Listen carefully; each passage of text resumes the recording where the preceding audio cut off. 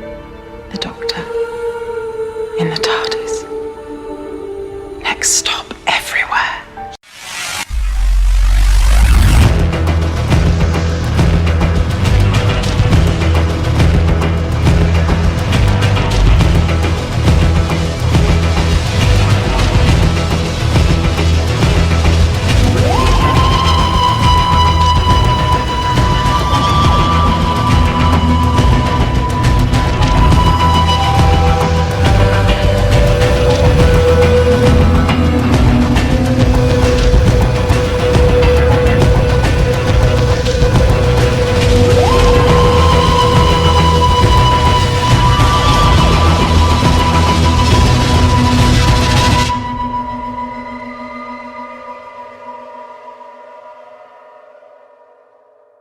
Hello again, everyone. Welcome back to Next Stop Everywhere, the Doctor Who podcast. I'm one of your co-hosts, Charles Skaggs, back in the TARDIS, ready to start another 200 episodes with my wonderful partner in time and Bruce Springsteen birthday supporter, well-wisher, what have you, Jesse Jackson. How you doing, Jesse?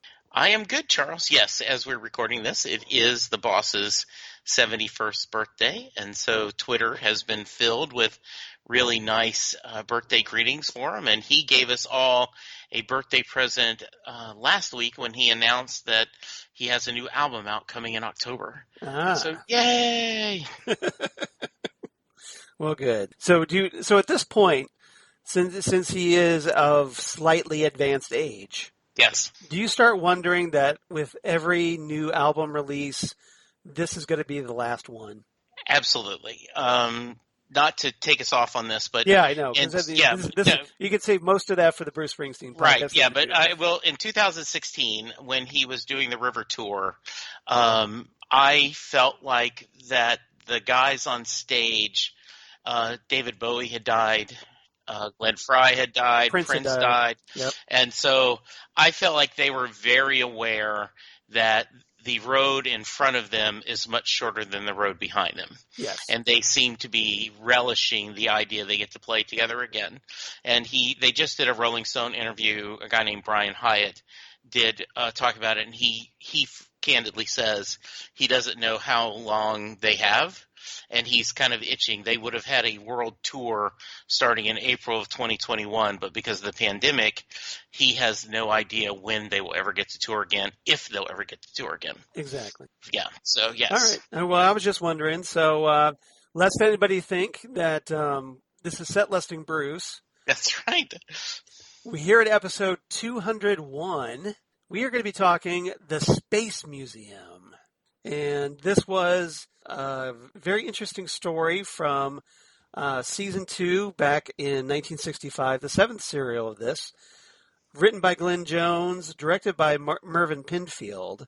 And I'm very curious to hear your thoughts on this one, because there's a lot of timey-wimey in this one, and this is probably the very first story that has such timey-wiminess to it in Doctor Who.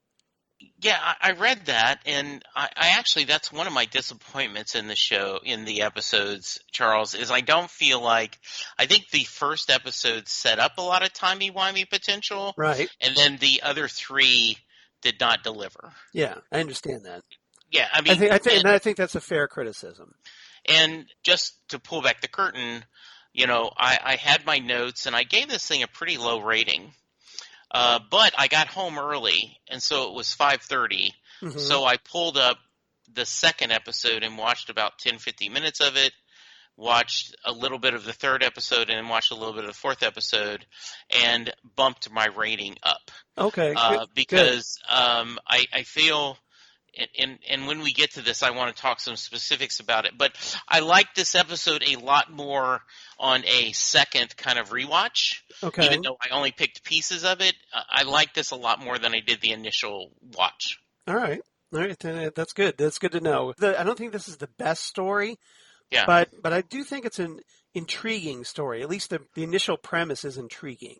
Now the problem is do they deliver on that premise? And I think Somewhat they do. I mean, there is an explanation for it as we get it, Right. but it just kind of, it starts off with a very strong hook and then kind of becomes a completely different type of story. You have read my mind, Charles, and I think that's why originally I was like, I don't know if I like this one. But I do agree that this is an important episode as we're studying the history of the show, because they did break up this idea, the TARDIS, time and relative dimension in space, and this is when they're talking about dimensions, right? And the idea, we've jumped off the track. The time and how track. do we get us back on that? Was, I think, an interesting premise, and I'm glad you picked this one. Yeah, as Jesse keeps rubbing his hands in excitement to talk about this one. Yes. All right. So, this was the first one to deal with the dimensions of time and space, and the first to deal with alternate timelines. So that's something we'll get into as we get into our discussion. But before we get into that, like I said, is from 1965, starring, of course, William Hartnell as the first Doctor, William Russell as Ian Chesterton, Jacqueline Hill as Barbara Wright, two of his surviving companions from since the show started, and Maureen O'Brien as Vicki, who you haven't really talked about much. We haven't really talked about her a whole lot. We did talk about, when we talked about the Time Meddler, and I want to say that's probably the only other time we've talked Vicki on Next Stop Everywhere. It doesn't feel like I've spent much time with her. No, I don't think so. But we'll get into that a little bit. Guest cast this time, Richard Shaw plays Lobos, who was in previous story. He actually turns out, in later stories, as Cross in Frontier in Space, a John Pertwee era story, and he played a character named Lack in Underworld, a rather boring Tom Baker story. And he's also in the film The Dirty Dozen, the Lee Marvin film. So I thought that was kind of interesting. But primarily the main guest star in this one isn't like one of the he's kind of a major character, supporting character in this one. Jeremy Bulloch, who plays Tor in this one, the kind of leader of the Zerons. And now we'll talk about Tor and the Zerons in our third segment as we get into our discussion. But Jeremy Bulloch turns up later in a John Pertwee story as a character named Hal. But of course, if you're a sci-fi movie fan, you probably are at least somewhat aware of the character named Boba Fett. And Jeremy Bulloch was the actor who originated the role of Boba Fett in The Empire Strikes Back and Return of the Jedi.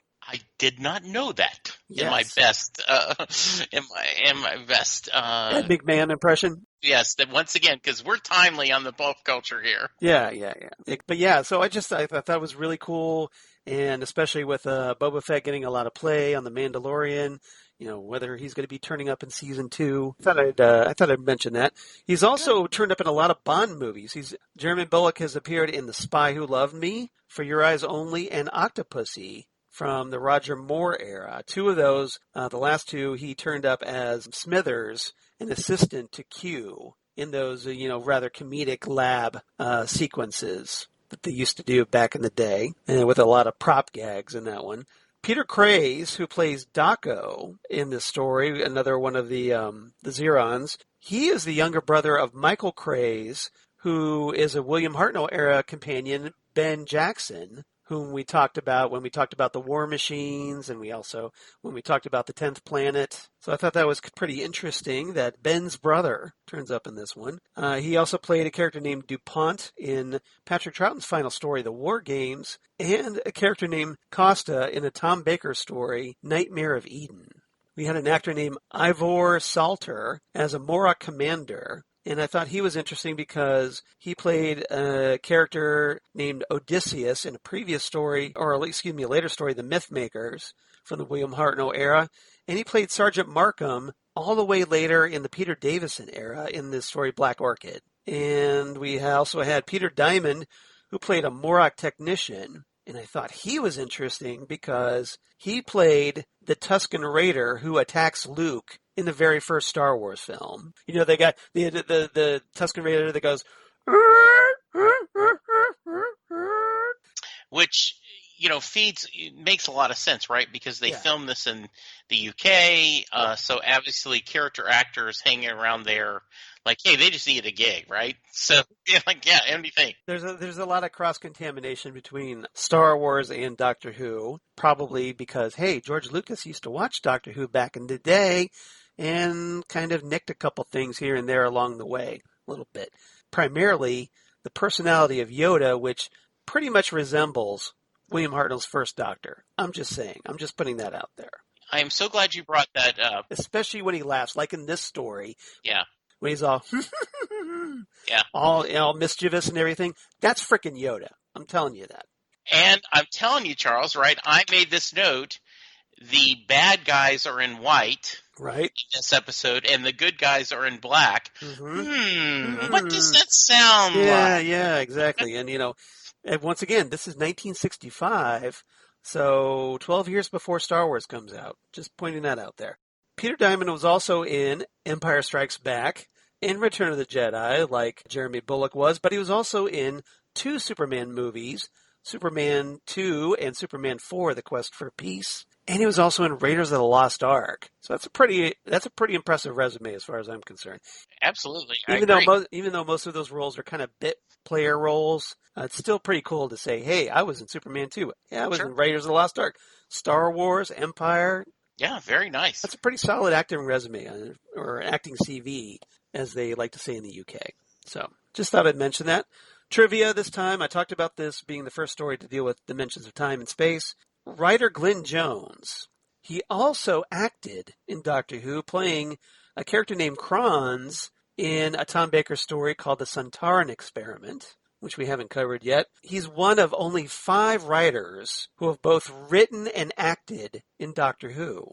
The others, of course, being Victor Pemberton and Derek Sherwin from the classic era, and Mark Gatiss and Toby Whithouse from the modern era. So I just thought I'd mention that. It's kind of interesting to see writers getting some acting roles in this. So there you go. So it always hope springs eternal for writers who want to get in front of the screen instead of writing the dialogue and the words for everything going on. Absolutely. You'll probably notice that William Hartnell was missing during episode 3 of this story. Well, that's because, hey, he was on holiday, which is something I've talked about before, that especially during the William Hartnell and Patrick Troughton eras, the Doctor would kind of be written out for an episode here and there, because when they like to go on vacation or maybe weren't feeling well or what have you. So that was actually one of my notes, and so I'll kind of jump ahead. Mm-hmm. I was going to ask you, was it because of William Hartnell's health? Yeah. That it appears he's on the sidelines fairly often. Yes. Now, this could be just because of the episodes you and I have picked and to watch, and maybe that isn't, but the ones we've watched, it's like, yeah, are we sure this is Doctor Who, or is it the Panions featuring Doctor Who? Well, it's not that bad.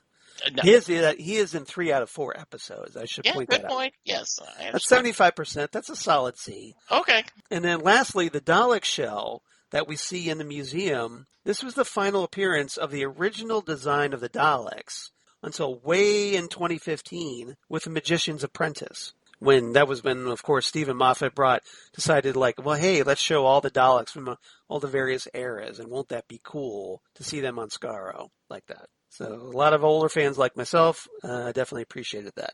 All right, so we have 3 topics. I don't have a theme, but I do have titles for each segment. So topic number 1, I want to talk about Wanderers in the Fourth Dimension, which is a nod to a line from William Hartnell made back in an Earthly Child, the very first Doctor Who story.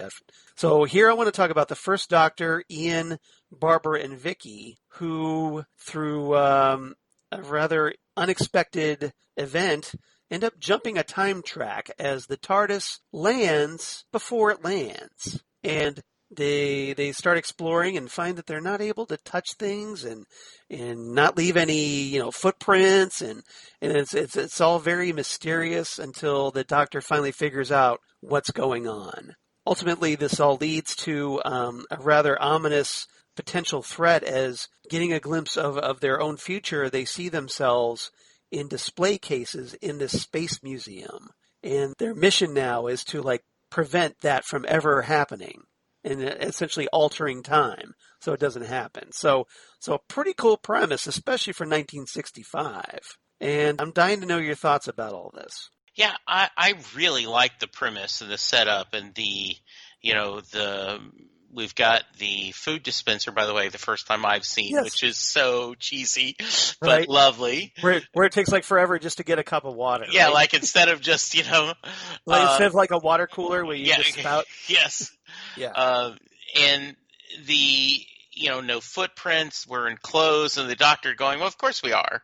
Of course we would be dressed. Like, no, Yes. you don't understand. We were in period clothes, now we're in our regular clothes. So I thought that was a great setup. This episode was really strong, setting up like, oh man, I'm really into this story. As I'm watching this, my initial reaction, and as I said the first time, was I don't like the first Doctor. He Okay. is not a likable doctor.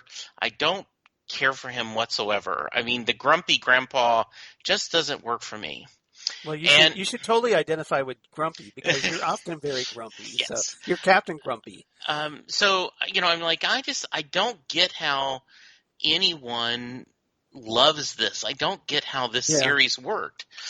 But Then I rewatched parts of the episode. I'm waiting for the but here. Yes, yeah. So I rewatched part of it, and I got to the thought selection sequence where the guy is trying to interrogate the doctor, and this is so charming and so funny, and he is so holier than thou, superior doctor-ish that I'm like, okay, yeah, this is the gem, the bedrock of what all future doctors, this kind of dialogue and he playing, right? The smartest man in the room. Yeah, it just really does play really well that, like, how did you get here? And all of a sudden, once the doctor knows what he's doing, like he shows the bike, and then he even at the later says, they've been gone a long time. When you asked where they were, I thought about the last time I saw them. Your machine is infallible. It has lots of holes. And that sequence alone, I'm like, okay, there's my doctor. There is Capaldi. That gave you something to latch on to. There's Smith. There is Tennant. There is all the doctors right there in that sequence. And I'm like, okay, I love the grumpy old man, the grumpy grandpa. I want to give him a big hug. Yes. So, I mean, and it's truly, Charles, that small of a sequence can flip it, where you go, okay, this is it. It makes you reevaluate things a little bit. It does. And you have to also grade on a curve because this is a different type of television at the time. They were, they're still writing. This is early in the season, early in the series. They're still performing essentially live. Yeah, because they end up flubbing lines and they have to quickly recover. Because there wasn't any second take on a lot of these. Yeah, and I get the feeling, right, I don't know if they're still trying to figure out, is the doctor our star or is this an ensemble piece? Like, is Ian our star? Is he the rugged, handsome hero, right? Right. And I think they don't know what they're doing. But much watching this the second time, I really enjoyed this a lot and really liked the doctor. I think the doctor, as you said, smartest man in the room, really comes across there in that sequence. Right. How about you? What's your thoughts on this? Because you've visited more classic Who than I have. You often go back and enjoy a romp through the TARDIS. So what's your thoughts? Well, that my take on this is that, well, it's season 2, and they're starting to get a handle on everything. I think Hartnell has kind of figured out his doctor by this point. Initially, the first few stories in season 1, the doctor is very standoffish, unfriendly a lot of times.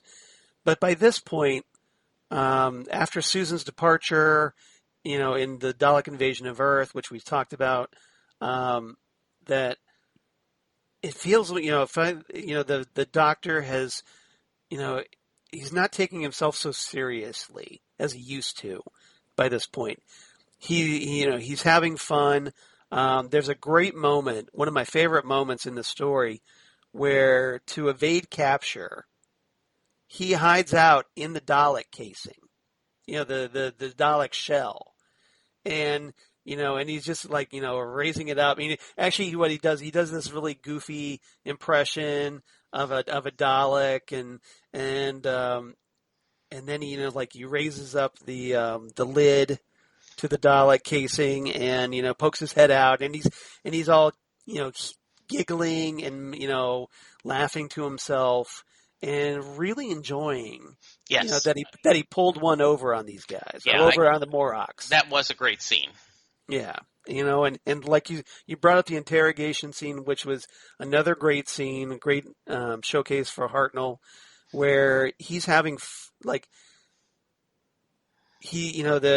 Morag leader Lobos is trying to get this information about who this guy is, and the doctor isn't giving it to him. He's being very resistant, rebellious, and you see that hint of the anti-authority doctor come through, and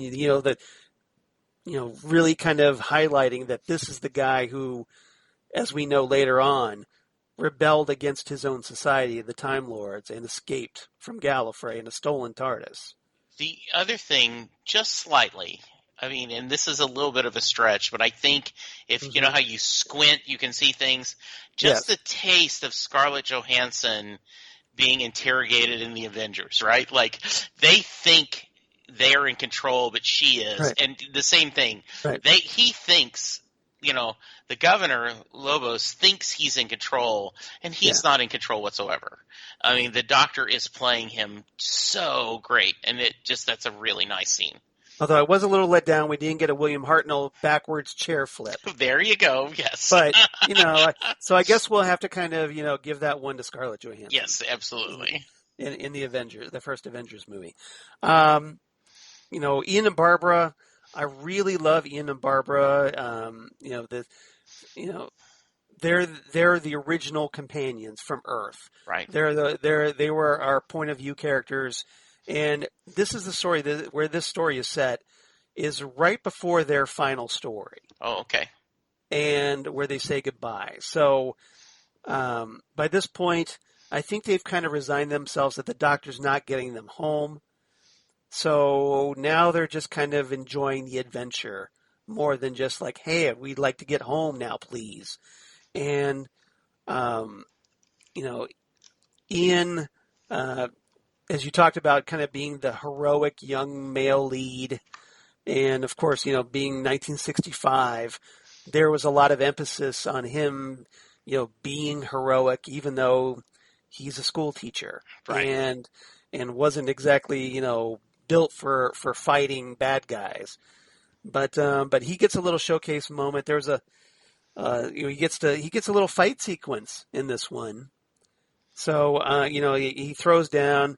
Is able to knock out a couple of Morag guards, and he's very determined to rescue the doctor, showing his bravery by heading into the Morag den to rescue the doctor from ending up in that glass tube.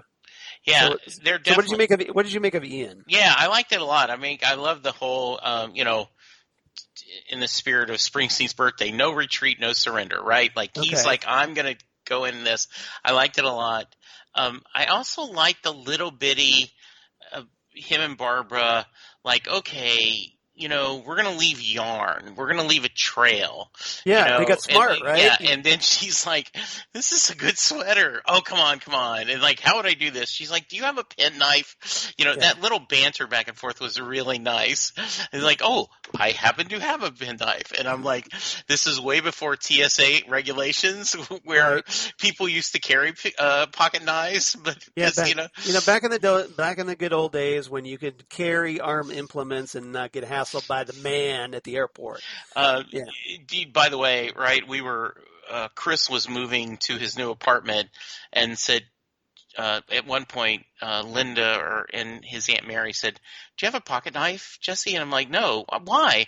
I said, because every time I have a pocket knife on my keychain and we go to a concert or a ball game, they end up taking it because you aren't allowed to, and I never remember to take them off. So I just as well as so did you ask him why you need a pocket knife? Oh no, we were cutting open boxes. Oh, okay. We were moving, Okay. Yeah. But that was that day. I meant him keeping a pocket knife on his keychain. Oh, I keep one. I used to keep one all the time before I had meat. I always carried one just in case. That like opening boxes when Amazon, like a whole Boy Scout thing. Yes, a Boy Scout thing. Absolutely. Got it. That also dated. Also the whole and you got to get past that, Charles. It's hard for me to do it. The Doctor is so condescending to his female companions. It just you gotta. Again, this is 1965. I get that, but it's still uncomfortable sometimes. Yes. Right. Yeah, he is. Like he talks about, like, ask Vicki to get him a glass of water because he's parched. Yes, and I do constantly, right? Now, granted, he's older, so it kind of be like your grandpa asking you to get a glass of water. Yes. And you were like, okay, since he's older, it'll be a lot faster if I go get it than if he gets it. But yeah, I do take your point. Barbara, though, and Vicki, they get to help out with this revolution a little bit, kind of fanning the flames of it, especially Vicki. I was going to say. Because Vicki gets a little bit of a romance. Now, I do want to talk about Tor later, but from Vicki's perspective, it almost seems like, she was kind of crushing on him a little bit. And she's also a big rebel rouser, right? Like, she's like, okay, hey, we're going to, let's, I'll be she's spunky. Yeah, I'll be I'll help you, support you to be the George Washington of this, rebellion. And okay, sure, we'll get weapons. And, I liked her. I liked her interaction. And you do, in a common criticism, right, is did the companions have anything to do? In this show, they did. You each got a little bit of a storyline. Each did some good stuff. And I liked, you mentioned this already, very protective of the Doctor, and the Doctor very protective of them. This is a close TARDIS family, which is always nice to see, because if I think that's one of the things I love most about this series is that when you have the sense of family among the TARDIS. Now, does it feel like a crowded TARDIS to you? No, it doesn't. Yeah, it doesn't. And I think it all depends on the writing. Right. But of course, the modern era, I don't feel like it's a crowded TARDIS with, the companions that, with like Yaz and Ryan and Graham. No, it doesn't. It doesn't feel crowded at all to me. Yeah, it doesn't. It doesn't to me either. I mean, it's it's more than usual, but I don't think it's excessive.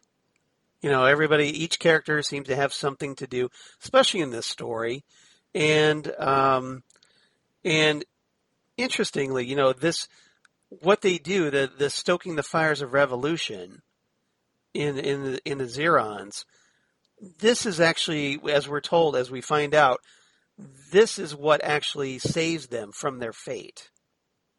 Because, there's a point where, like, Ian finds the machine that would put them in the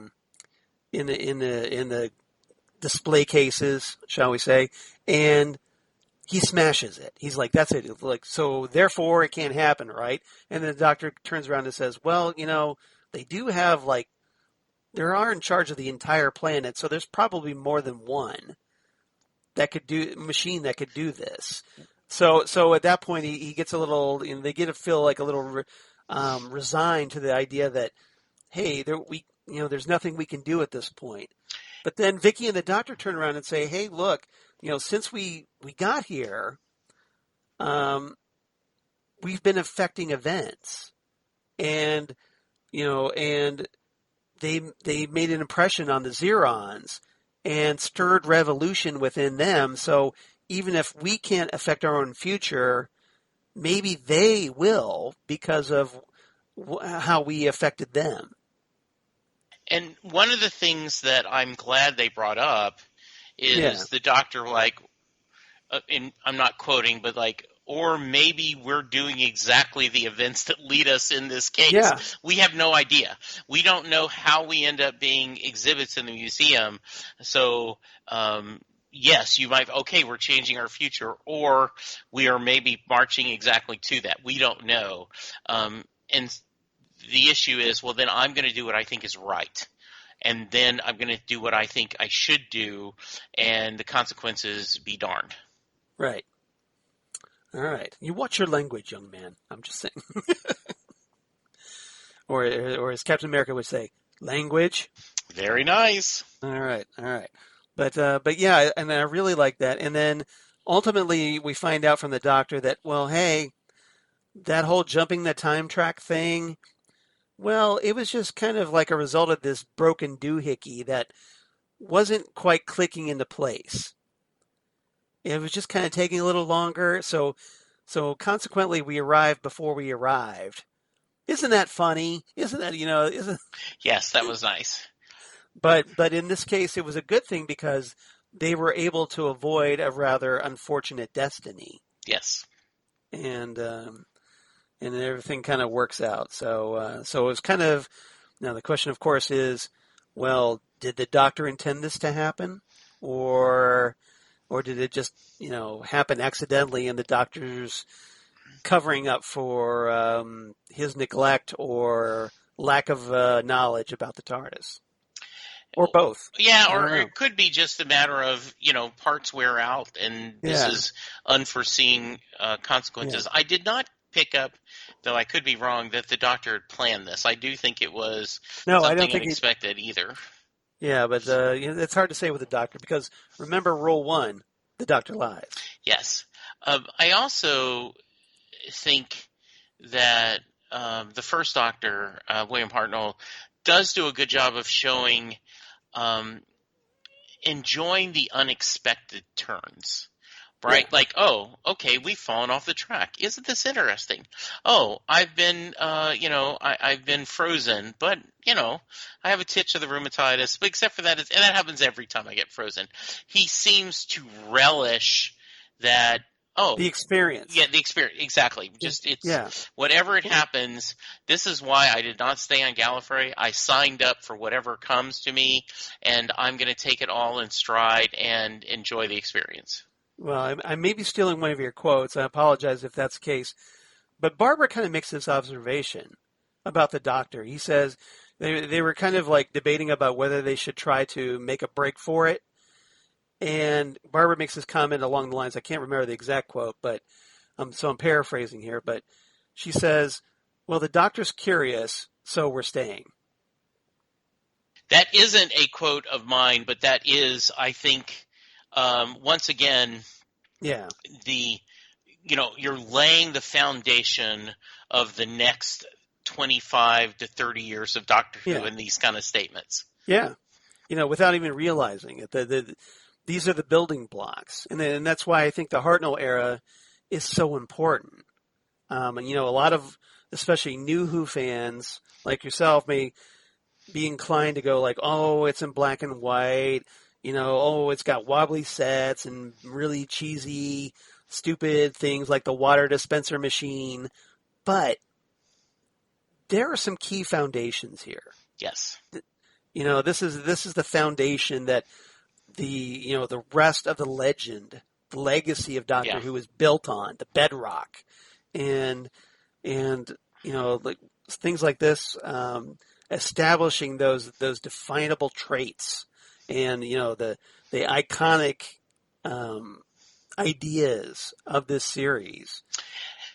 And my initial reaction was, okay, I'm kind of have to eat my vegetables, right? Yes. Like, this is good for me. I need to go. But when I went back a second time, I discovered that I like a spinach salad or, whatever mixed metaphor you want to do, right? Like, oh, this isn't just vegetables. This is entertaining in its own thing. It isn't just, well, this is important because of what later. No, you can enjoy the experience the same way the Doctor did. And yes, you have to get your mind right to enjoy that. And I think that was part of it when I was, on Saturday afternoon, I pulled it up and I may not have been right where I needed to be. And so when I watched it again today, I was in a much better place and really, really happy you picked this one. Well, thank you. There's, Actually, you're the one who picked this one, believe it or not. This was on the list that you sent me of stories we should be covering. All Because right. you thought it sounded interesting. It did, yeah. So there you go. But this is I think Saturday afternoon is a great time to watch Doctor Who when there's not a whole lot going on. Or, obviously I prefer it in the evening, really late, because then it gets kind of creepy, especially when it's creepy. It's really good. I think part of the thing, Charles, is yes. I am catching up as a connoisseur of yes, Doctor Who watching. I am catching up and binging Lost in Space. Yeah. So I went from watching Lost in Space the modern Lost in Space. Yeah, the modern Lost in Space to this, and talk about like shifting gears, right? Yeah. I needed a palate cleanser or something, but yeah, it was good. A little bit. All right. Topic number 2, Glory Days. And a little nod to Bruce Springsteen here. Thank you very much. So I want to we can talk just a little bit about Lobos and the Morlocks. And the reason, these are essentially our big bads of the story. They are the kind of warlike race, or at least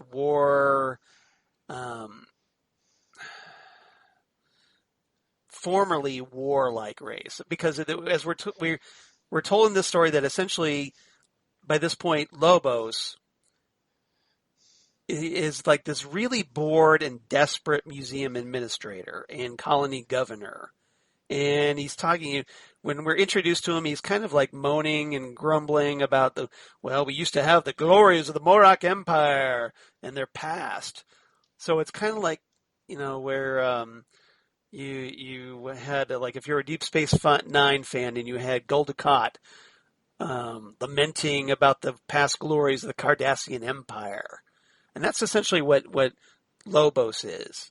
And now he's just kind of like, essentially over time, we kind of gather this once great empire kind of got too full of itself, and then, just kind of like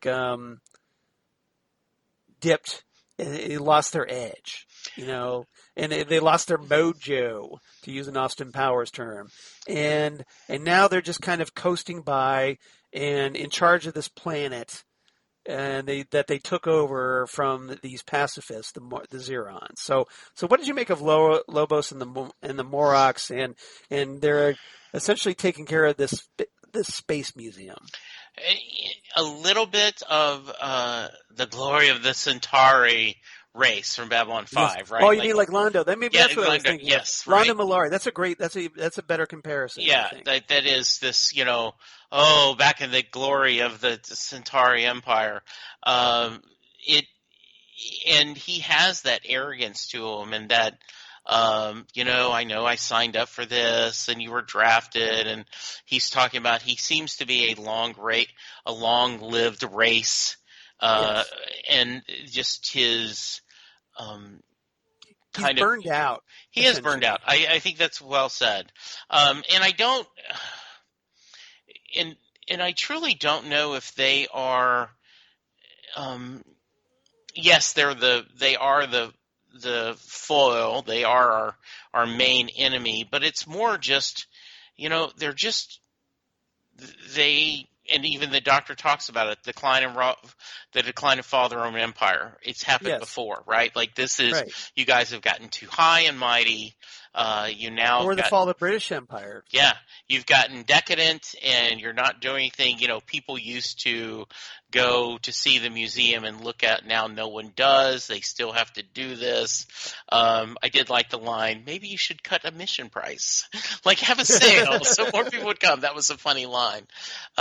So I thought Lobos was an interesting character, not someone you despised. He certainly did despicable and bad things, but I felt a little sorry for him. Like, this is they're like he's just kind of like this office schlub. Yeah. This kind of nitwit boss. Mm-hmm. And he's he's the kind of guy that he's got a superior there, and he's blaming the guard. Right. For something not being right. Yeah.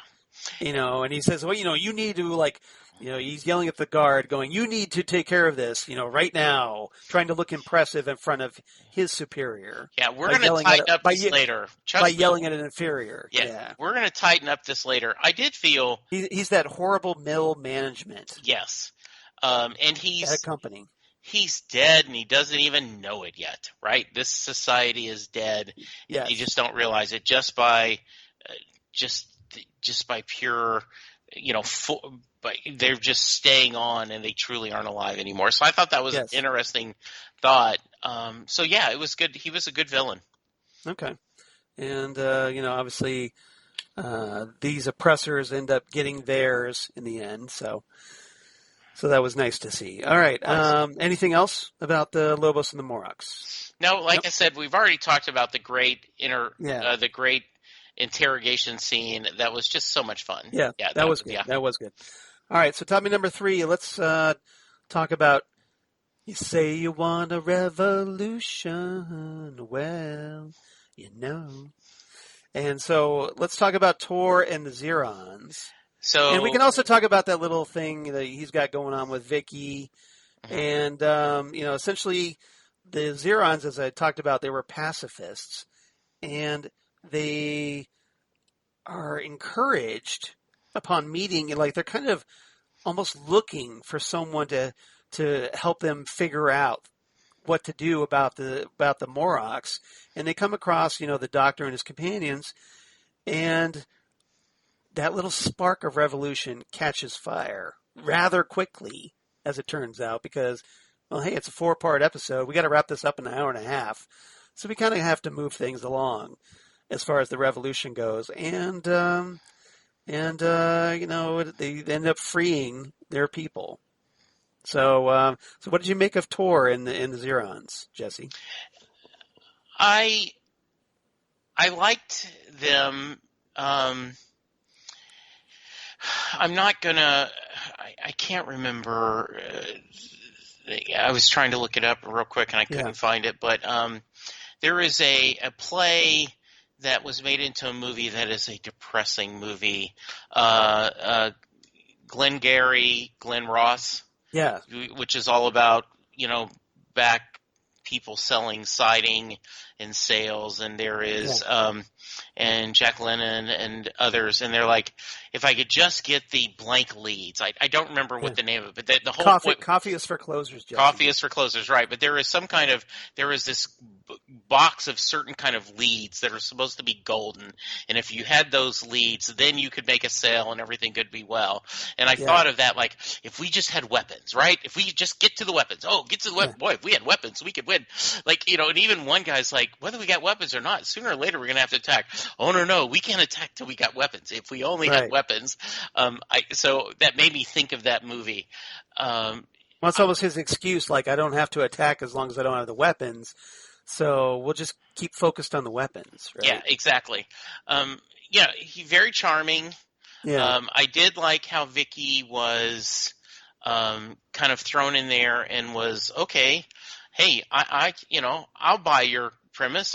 You guys we want to do a revolution. By the way, classic rock is the theme today.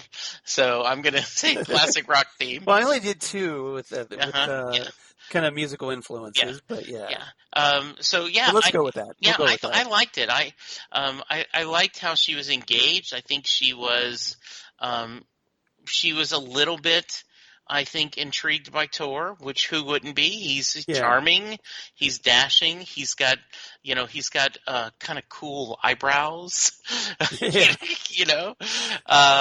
That was one of the things I thought was interesting is like they kind of covered up the actor's natural eyebrows, and they kind of put fake eyebrows higher on their foreheads. Yes. Big caterpillar eyebrows up there.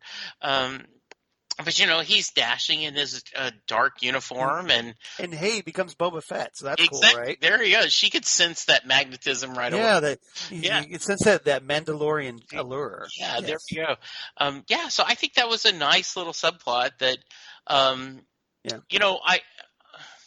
The one thing I thought was interesting about the comparison between the Zerons and the Morocks, if you noticed, the Morocks apart from being, the bad guys being in white, like you pointed out, the Morlocks were essentially middle-aged guys. Yes, they were. And the Xerons were kind of like these young, mop-topped, Yes. young men. Right. So it was almost like, kind of talking a little bit about, like the youthful, the young people wanting change, wanting revolution against, their older, stagnant, and oppressors, I guess. Yeah, almost like showing the generation gap. This older, Exactly. I did not pick that Which up. in 1965 was starting to take fire, catching and, fire with the Beatles and everything. And I'm sure that was a beginnings of the hippie, revolution. And I believe that was definitely what they were going for when they went casting, subtly trying to show that. I think that was really well done. I like it when the Doctor and his companions get involved. Like they don't. There is when it's when we talked about the gunfighters. Yeah. One of our complaints was that the Doctor and his companions were more like observers than active participants. Right. But this story is completely the opposite. Yeah, and whatever the version of the Gallifreyan Prime Directive, every once in a while the show will throw that out there, but normally we don't. And I like the idea that you get involved because, time can be written unless it can't be for the grace of the story. Well, this is kind of like an early taste of the Doctor who, wants to free oppressed people. Yes. And, it sees injustice and does something about it. Yes.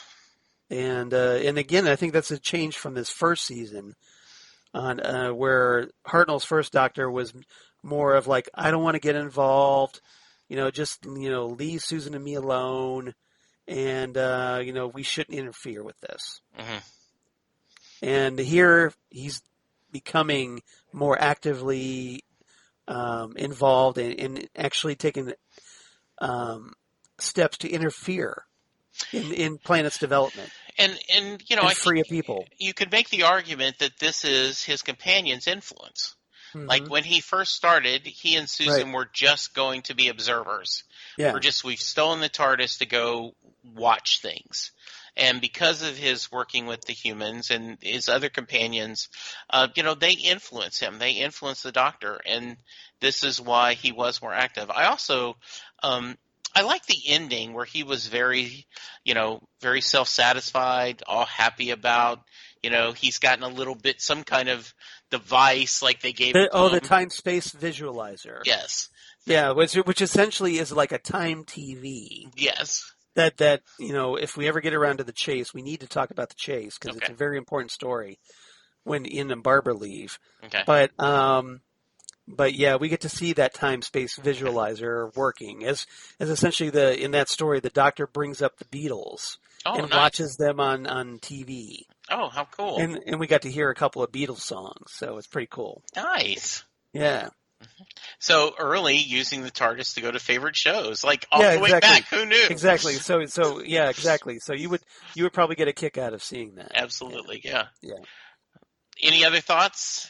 No, I don't think so. I just this is essentially it was a story that it had a very high concept idea of what would you do if you had to change your own history or your own future, I should say, so to prevent something horrible from happening to you.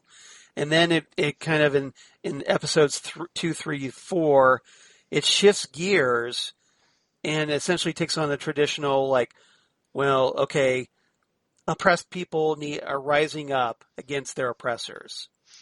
I think that's a fair, and that was my criticism on it, right? And that still doesn't make it a bad episode. It does. No, because it kind of does tie everything together. They do, yes. And that revolution is actually, as I talked about, is what gets them out of their predicament. Yes. With the display cases in the museum, Space Museum. So it does serve a purpose. It does. And I want to just say that, well, we just completely abandoned the premise because didn't. They didn't abandon it. They just kind of told a different story to get to the resolution of that. Absolutely. Yeah. At least and a completely unexpected story. Right. And in a little more linear story that, and I think that's, just my minor criticism. I would have liked to seen a little more scenes about like the glass breaking and then coming back up, and just a few other things would have been nice to see. Yeah, I'm sure if Stephen Moffat had written this story, it would have made your brain explode. Absolutely, probably. Yes. All right. Okay. All right. Now, since you don't have anything else, do you have any favorite quotes from this story? I just have one, but this was when I heard this, I had to pause and save it. When Ian says, "Doctor, why do you always show the greatest interest in the least important things, huh?" And the doctor, "The least important things sometimes, my dear boy, lead to the greatest discoveries." And I loved that quote. I was like, oh, that is so Whovian. That's awesome. How about you? You got a couple? Yeah, that is a great one. That was one I had. I got a few. Let's see. Ian, back when they kind of wake up and they find that their clothes from the previous story, the Crusade, have been replaced by their normal everyday clothes. And Ian's like, "Doctor, we've got our clothes on." And the doctor replies, "Well, I should hope so, young boy. I should hope so." And Barbara says, "No, doctor, our ordinary, everyday clothes." And the doctor says to that, "Well, upon my soul, yes. Now, isn't that extraordinary? Yes, we were wearing those cloaks and things, weren't we? Well, I must say it's going to save us a lot of bother changing." Yes, that was very nice. I thought that was great, Hartnell. Great first Doctor. Let's see. The Doctor talking to Barbara, where he asks her, or tells her, "My dear Barbara, if you've seen something or somebody, there's no sense in talking in riddles, is there?" And Barbara replies, "No, Doctor, not seen. It's the silence. When we stop talking, there isn't a sound. Listen, it's the sort of silence you can almost hear." Silence will fall. Silence will fall. Yes. And Ian talking with Vicki and the doctor, where saying about this, as looking around the museum, Ian says, "Well, we might almost be in a museum at home." And Vicki says, "Except there are no little green men following you about, telling you not to touch things." And the doctor says to that, "Well, you just pretend they are, young lady, and keep your hands to yourself." Thought that was nice. cute. Very great. Yeah, and the doctor, lastly I have, is the doctor and Ian, where the doctor says, yes, losing a button could change the future. It's a pity, my dear boy, that you didn't discover it was missing in the cases while we were standing there staring at each other." And Ian replies to that, "Doctor, I just come face to face with myself. I wasn't counting the buttons on my jacket." Yes, I did think of that and liked it a lot. Okay. Jeez. Yes, come on. Yeah. Jeez, Doctor. All right. So what's your rating for this one? I ended up liking this more than I thought I would. So I'm going to give it a solid 7 out of 10 broken but yet restored glasses. Oh, you totally stole mine. I can do 7 out of 10 food machines. No. I'll come up with another one here. Don't steal any more. Okay. Okay. So I, believe it or not, we're in sync again. So I give this one 7 out of 10 doctors popping out of a Dalek casing. Nice. Very nice. So I thought that was cool. But I think this is just a decent story. Yeah. It may not be the best, but it's certainly not the worst. No, not at all. And I think it's a fun little story from the Hartnell era. So yeah, I agree. So I think it's kind of a little underrated, this one. I think it's perfectly enjoyable. All right, so reverse the polarity. You probably have some thoughts after watching the story about what story I might be thinking of when we reverse the polarity of the neutron flow and then reverse it back again. to forward in time. So, do you have any speculation? The Eccleston's Dalek, because of the museum, right?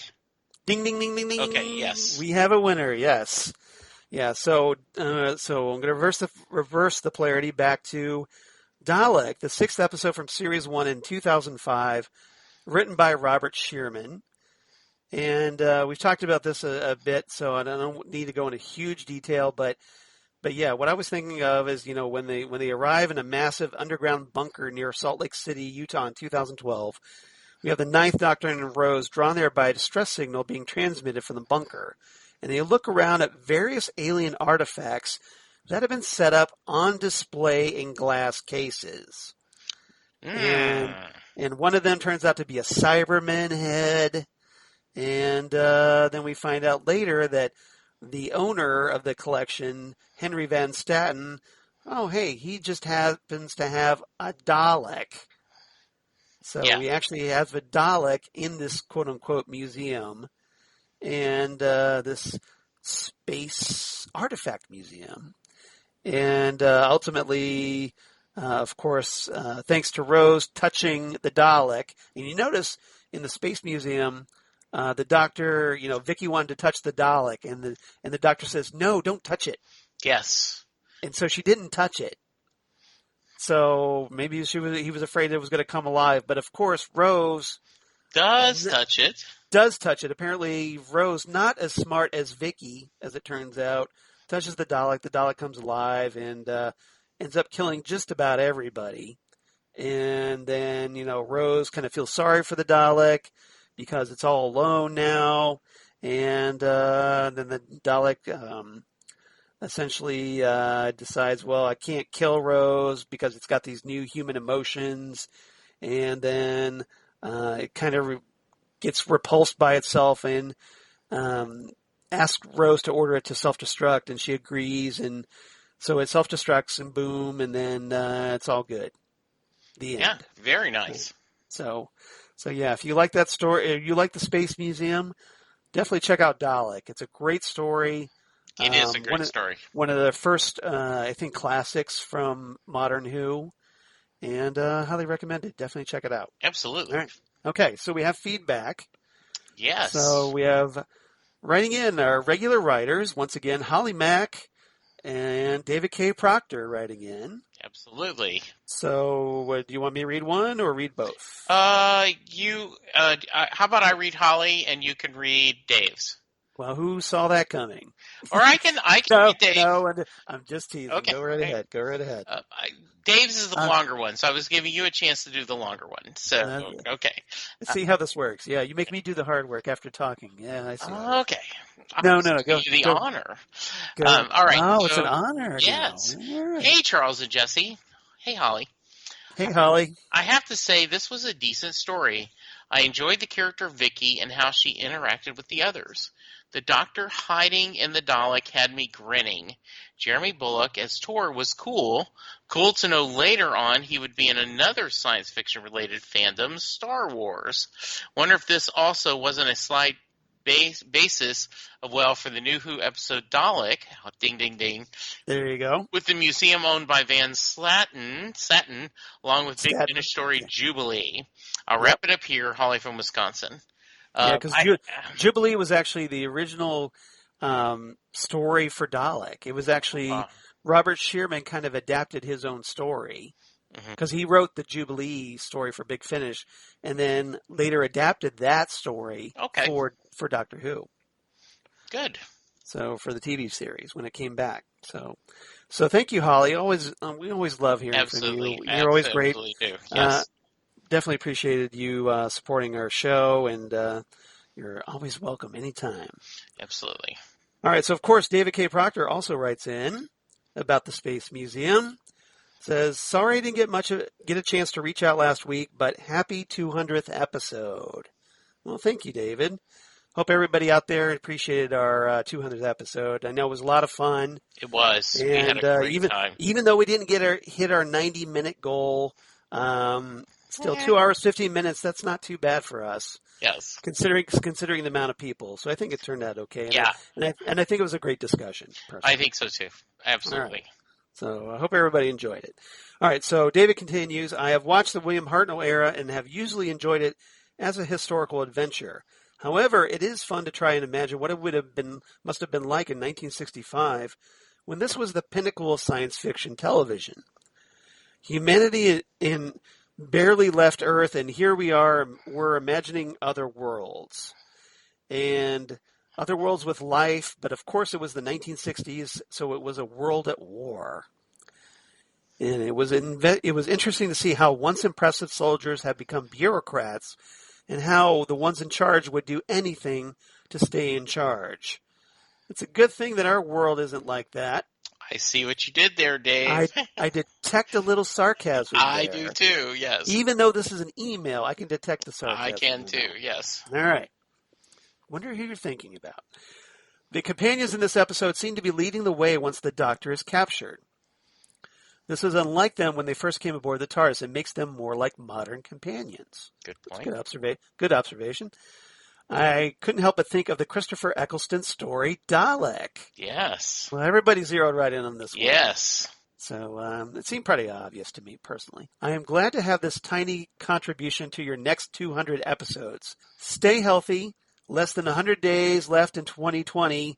Can you imagine what a history class in 2050 will say about 2020? Thanks, David K. Proctor. Excellent question, and yes, I can only imagine. You're assuming there will be a history class in 2050. Oh, we'll survive. We'll see. We're stubborn people. We'll see. So, Charles, this was amazing feedback. If someone wants to join the cool kids and give feedback, how can they? So if you want to be cool like Holly and Dave, and hey, who doesn't, right? Write to us. nextstopeverywheresmg@gmail.com. That's nextstopeverywheresmg for Southgate Media Group @gmail.com. Or you can reach us on Twitter @nextstopsmg on Twitter, Facebook, Next Stop Everywhere, the Doctor Who Podcast, and Instagram @nextstopeverywhere podcast. And Jesse, how about you? Where can they reach you? Well, you can find me on Twitter @JesseJacksonDFW.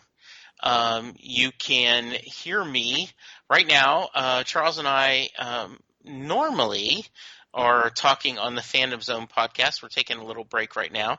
And also on Titan Talk, we're taking a little break right now. But those will be coming back sometime. But for now, if you want to hear more of me besides Next Stop Everywhere, you can catch me on Set Listing Bruce, where I talk about Bruce Springsteen. And we are finishing up the month of September, where I put out about 25 episodes, Charles, and boy, am I tired. Damn, son. I know. Including... And in case you're wondering why Jesse's not recording with me more often, there you go. There's the reason. That is a true fact.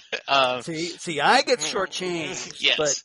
Yeah, got to celebrate the 5th year. And in this month we've had some amazing episodes of Maureen Van Zant, wife of Little Steven. She talks about The Sopranos. She talks about a little bit of background on her. That's a great get. That was, and she told me today that she wants to talk again. So yeah, that's fantastic. I think you mentioned that to me. Yeah, so I'm excited about that. We've got a bunch of other episodes coming up. And also, if you have not taken time, earlier this month, Charles guest starred on the episode, and we had so much fun. We picked our 5 places we would take the TARDIS and go the live venues and concerts we would attend, which remind me, right? We didn't have the time viewing machine. Yeah, the time-space visualizer, yeah. So we talked about that. So please, if you have not gone and seen that, even if you're not a Springsteen fan, go check Charles and I. It really does sound like a Next Stop Everywhere episode.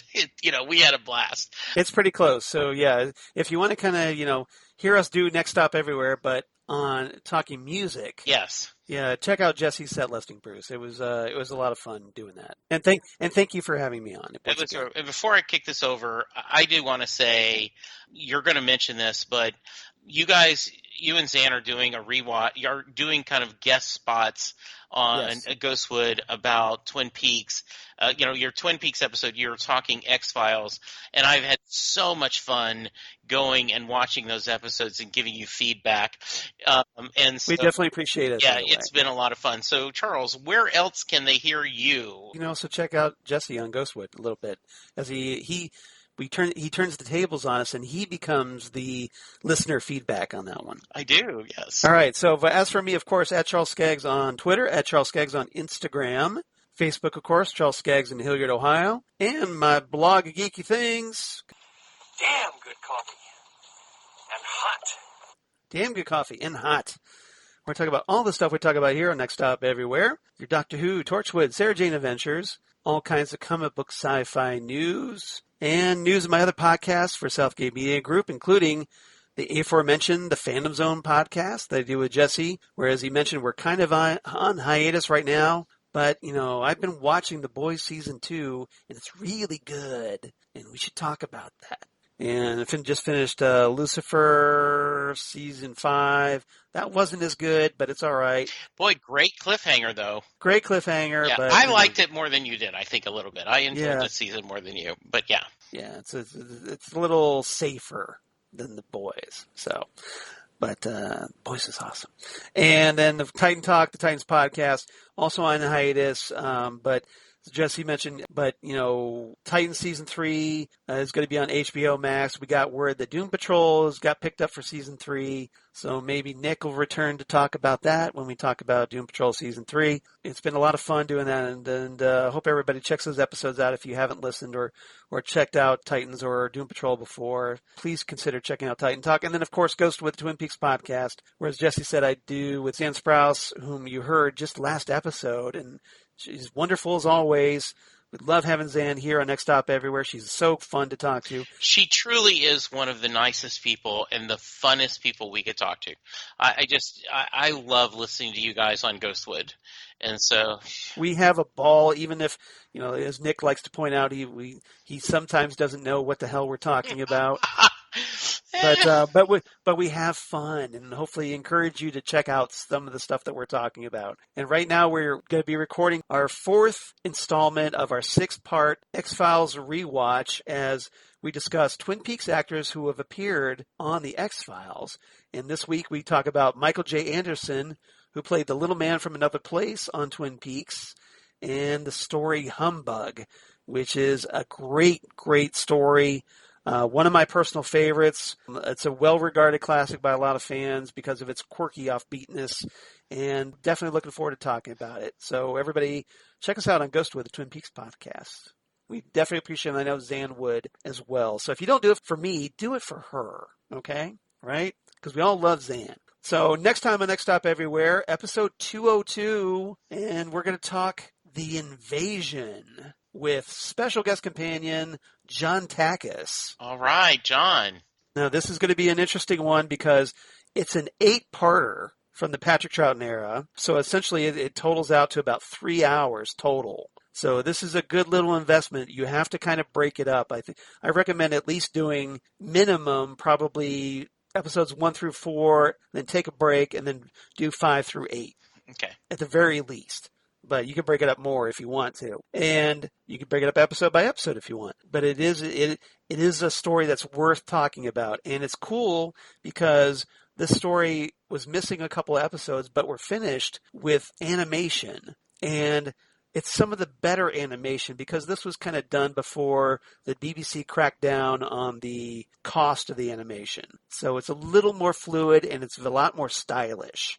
And I think it's good. As a result, I think it complements the other surviving episodes rather well. And I think it's going to be a lot of interesting. It's going to be very interesting to talk about. And hey, we get the return of a classic Doctor Who enemy. I'm not going to spoil which one if you haven't seen the story yet, but it's definitely worth it. And it's going to be a lot of fun to talk about because, hey, Patrick Troughton, Jamie, and Zoe. So need I say more? I don't think so. No. All right. So, Jesse, you have any final thoughts before we sign off? No, like I said, this was a lot of fun. I always love when we have guest companions, but it also is kind of fun when we go old school with just you and I. I'm glad we're mixing it up during this rewatch. Always love the extra companion, but it's also just kind of fun when it's just you and I. We're doing the classic Partners in Time, and then we'll do a couple episodes with some special guest companions, and then back to us, and then back to the special guest companions. So yeah. It's kind of going to be a little bit of a mix for these next 12 weeks. Good. So hope everybody enjoys it. And then, of course, we're going to try and wrap this up with hopefully a brand new Doctor Who episode. Yay. Around Christmas time. Fingers crossed, right? Yes. So I guess we'll find out in October when New York Comic Con and has their Doctor Who panel and stuff. So, all right. Everybody, thanks again for listening. Jesse, thank you as always. And everybody coming back, episode 202 of The Invasion with John Takis. It's going to be great. Going to be having a lot of fun and help you smile through whatever dark days you're experiencing right now at the moment. So, and I think we could all use that. Absolutely. All right. Nothing wrong with that, right? So everybody, thanks again. We'll see you next time right here. Next Stop Everywhere, the Doctor Who podcast. Goodbye, everybody. Goodbye.